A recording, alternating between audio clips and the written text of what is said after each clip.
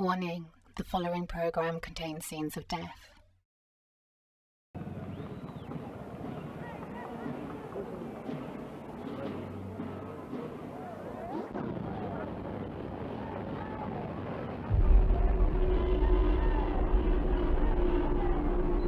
In the 1920s, the state of Ohio was one of the better places to live in the country.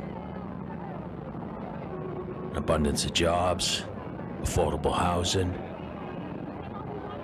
and had what was considered one of the best hospitals in the world, led by a maverick surgeon who championed affordable medical care. But the hospital would become known for more than that.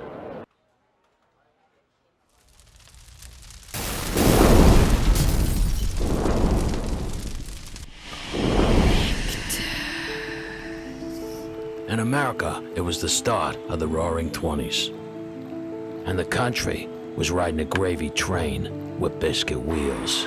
Henry Ford had changed the country's landscape with the auto industry, but radios had united it.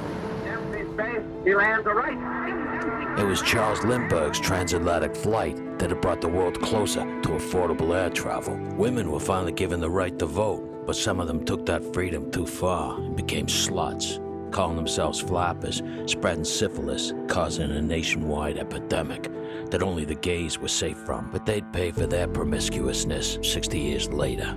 And although the '20s looked like it'd be a cakewalk, people were in for an unpleasant surprise. Because it was in New York, America's financial capital, on a warm day in September 1920, that during the busy lunchtime crowd, a horse-drawn wagon stopped in front of J.P. Morgan Bank, and an explosion ripped through the crowds, killing 38 and making 3 times that amount cripples and leg mentals. And although it was believed to be anarchists targeting the rich, sadly no one was ever arrested for it. But to many who questioned the swiftness of the country's industrialization, they felt it was a precursor to how the decade would proceed. Because while some worried about gangsters becoming celebrities off the back of Prohibition, and others complained that the Klan had moved out of the South to march on Washington, D.C., many took solace in the fact that the country was still booming. Well, that was all about to change.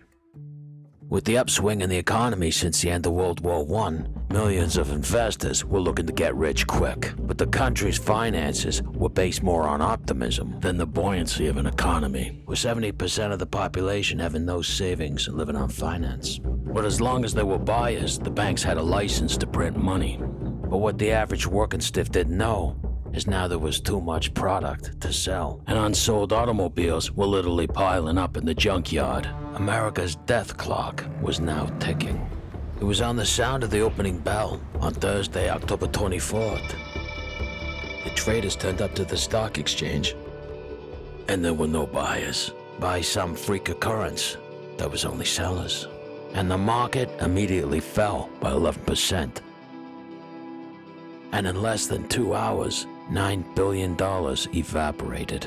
Now the terrified banks started recalling loans made to the traders, but the traders couldn't repay it.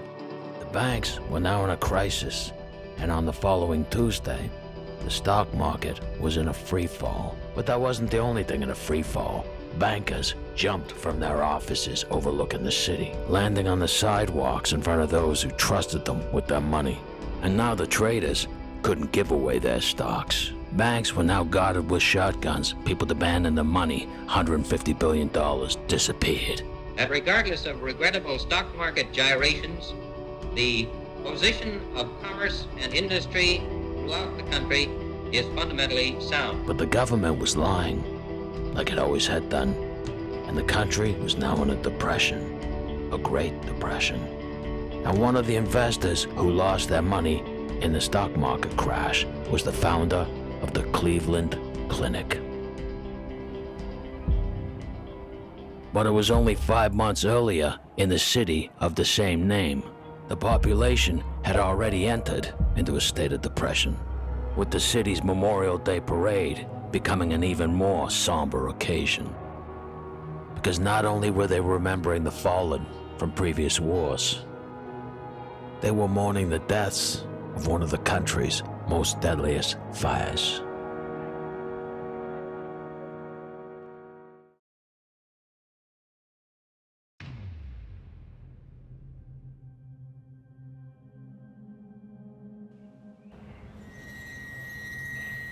The Cleveland Clinic opened its doors in 1921, just minutes from the city center. It was considered then, as it is now, one of the best hospitals in the world.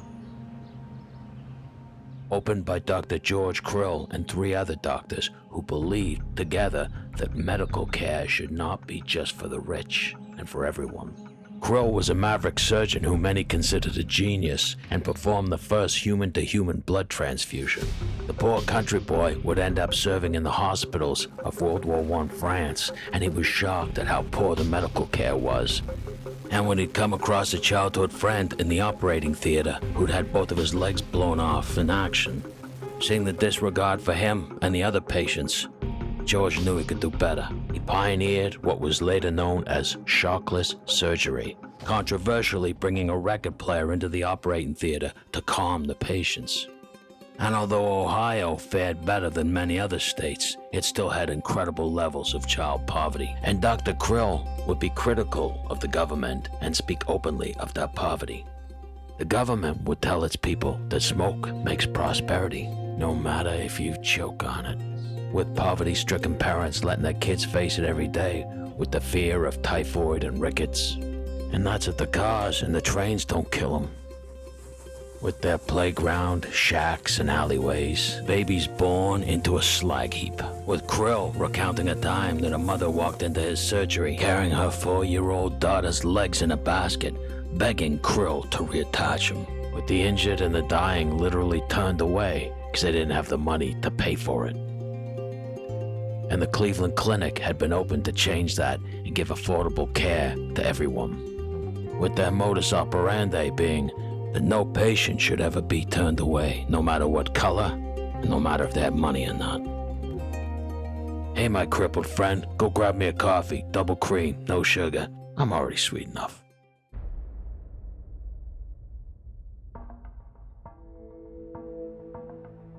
On Wednesday morning, there was estimated to be 250 people in the clinic, including doctors, nurses, porters, and patients. The previous evening, there'd been a steam leak reported in the basement.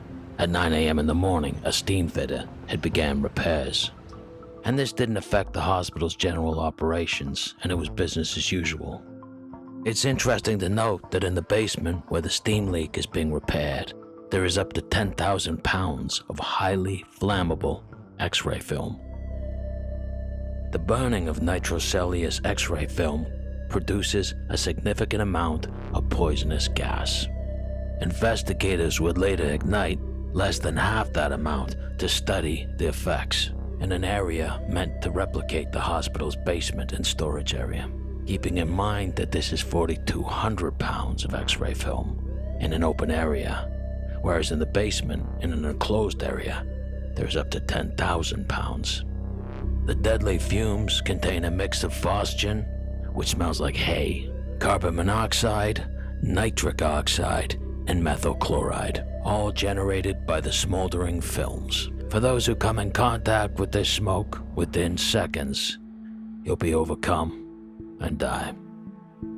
Within minutes, your skin will turn a yellowish green. What makes this chemical cocktail more complex is that when submerged in water, it becomes more agitated and continues to burn.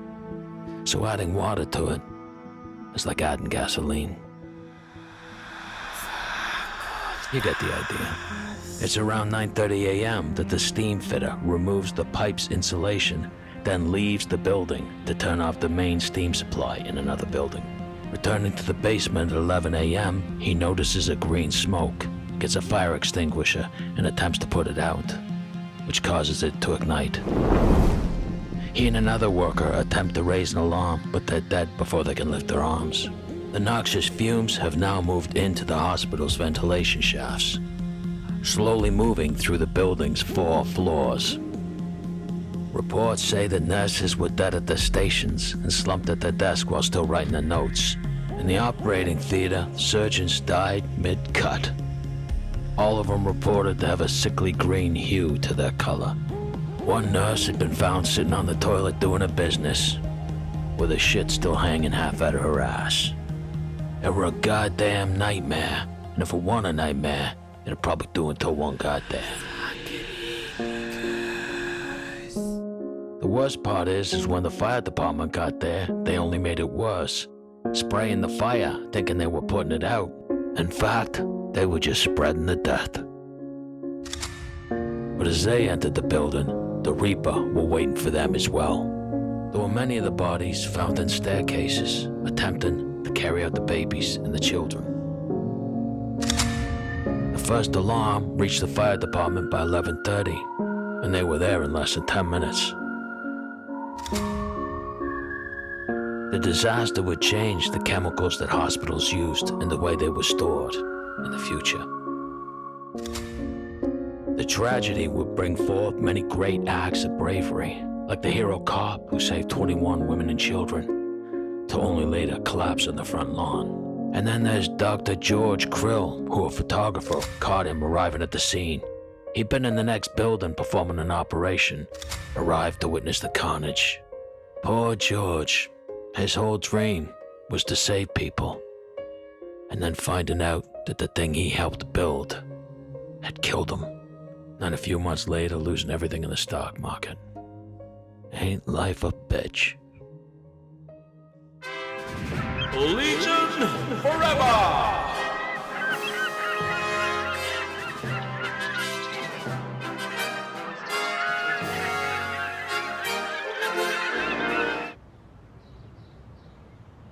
That book says no more.